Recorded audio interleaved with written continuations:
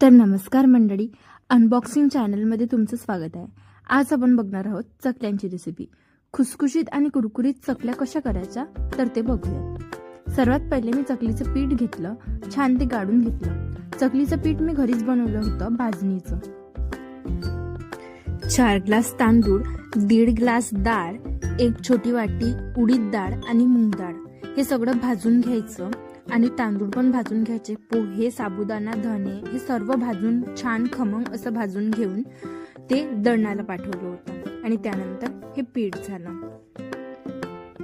तुम्हाला जर सोयीस्कर नसेल हे सगळं करणं तर मार्केटमध्ये चकली पीठ हे अवेलेबल असतं, ते पण तुम्ही पॉकेटचं चकली पीठ रेडीमेड घेऊन येऊ शकता। पण मी सहसा घरीच बनवते कारण याने चकली फार छान खुसखुशीत अशी होऊन जाते। चकली खस्सर येते याने, म्हणून मी असं करते। त्यानंतर एक कापड घ्यायचा आणि ते जे पीठ आपण गाळलेलं आहे चाळणीने ते या कापडमध्ये बांधून कुकरमध्ये लावायचं। व्हिडिओमध्ये दाखवल्याप्रमाणे असं बांधून घ्यायचं छान ते, जेणेकरून ते पीठ वाफायला हवं। नंतर कुकरमध्ये पाणी टाकायचं आणि ते जे पीठ आहे ते लावून द्यायचं।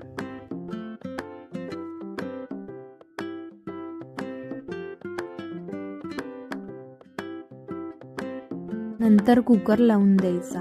त्यानंतर दुसऱ्या भांड्यात एक मिक्सरचं भांडं घ्यायचं आणि त्यामध्ये जिरं, ओवा, कढीपत्ता, हिरवी मिरची आणि त्यात थोडं पाणी टाकून त्याची पेस्ट करून घ्यायची।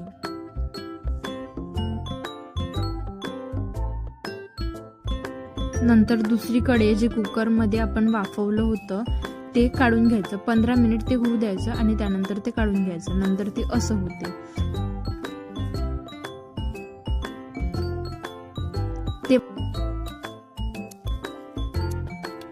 आणि अजून दुसरं वाफवायला ठेवून द्यायचं।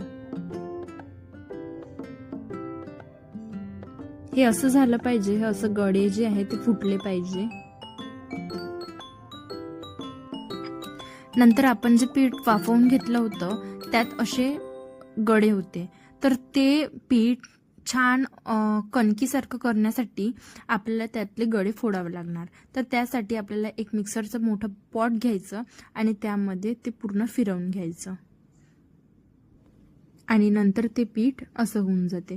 तुम्ही बघू शकता एकदम छान असं ते पीठ होऊन जाते, ज्याला काहीच त्रास होत नाही मळताना।